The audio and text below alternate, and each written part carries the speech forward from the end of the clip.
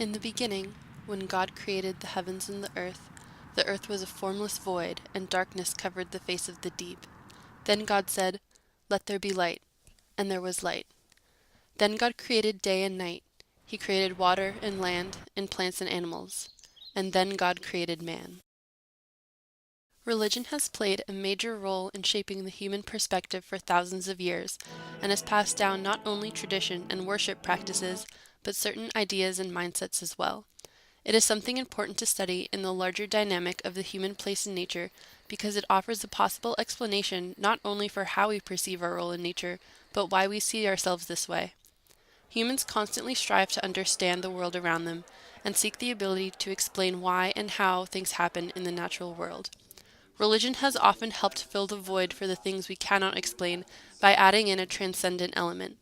It has also provided a code of conduct to be used or ignored when considering the human relationship with our natural surroundings. A lot of discussion on the human place in nature focuses on what exactly constitutes nature. However, this relationship merits discussion beyond definitions of wilderness and environment. While definitions contribute to how we might perceive nature and our relationship with it, religion provides important insight as to why we perceive this relationship the way we do in the first place. Judeo-Christian religions have been a hotspot for debate in the environmental community after a lecture by Professor Lynn White in 1966 at a meeting of the American Association for the Advancement of Science. The lecture, titled "The Root of Our Ecological Crisis," argued that the way that humans perceive themselves is deeply impacted by beliefs about human nature and future, and these beliefs are often dictated by religious axioms. He goes on to argue that Judeo-Christian theology has led to the exploitation of the natural world due to the story of creation in the book of Genesis in the Bible. The story of creation explains that God created Adam in his likeness and gave him dominion over all his other creations. Even though Adam was, according to the Bible, made from the clay of the earth, he is not considered a part of nature because he was created in God's likeness. White argues that since these religions believe that God is the most supreme being in the universe, creating Adam in his own image justifies human supremacy over nature. In the creation story where God creates everything, the beasts, and then finally at the end he creates man, and he creates man in his own image, there is a sense that, okay, man then is at the top. And then he gives man the authority to name the animals and do that. And I think that, and I would still say that's even around today, this idea that that God is the man being created in his own image among all the material beings on earth is going to be the one that is going to be the highest, as reason and free will, and the animals and the trees, and they don't. And so there's still always going to be that kind of hierarchy where the nature and the humanity aren't equal. Where even if you would say, okay, well, humanity is part of nature, we say, well, yeah, it's a created being, but it's a created being that's higher than all the other things. And I think that can be something that would be construed as maybe in that way, that, okay, well, there's this understanding that nature is just for man's use and not something that's equal to him. There are other passages in the Bible that support the idea that Judeo-Christian axioms have led to a relationship of human domination and exploitation over the natural world. For example, later in the book of Genesis, God tells man to fill the earth and subdue it, and have dominion over the fish of the sea, and over the birds of the air, and over everything that moves upon the earth. This supports the idea that people in the Judeo-Christian community are predisposed to have a dominating and controlling relationship with nature. By dictating how humans view their own selves, religion also dictates how humans perceive their place in nature. A study done by Father Andrew Greeley, a former priest and professor of sociology at the University of Chicago, found a negative correlation between religion and environmental concern. The study, titled "Religion and Attitude Towards the Environment," found that literal interpretation of the Bible correlated with lower levels of environmental concern. Greeley also found that a rigid religious orientation correlates with negative attitudes towards spending on the environment.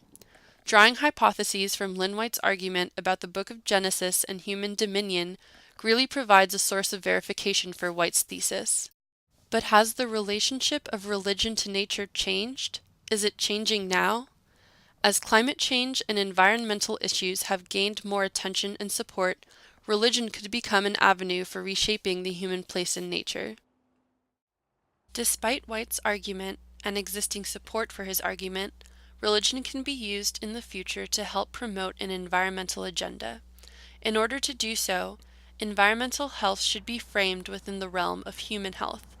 One of the reasons environmental issues have started to gain so much attention is because they have started to negatively impact many aspects of human life, including economy, development, food production, and access to natural resources.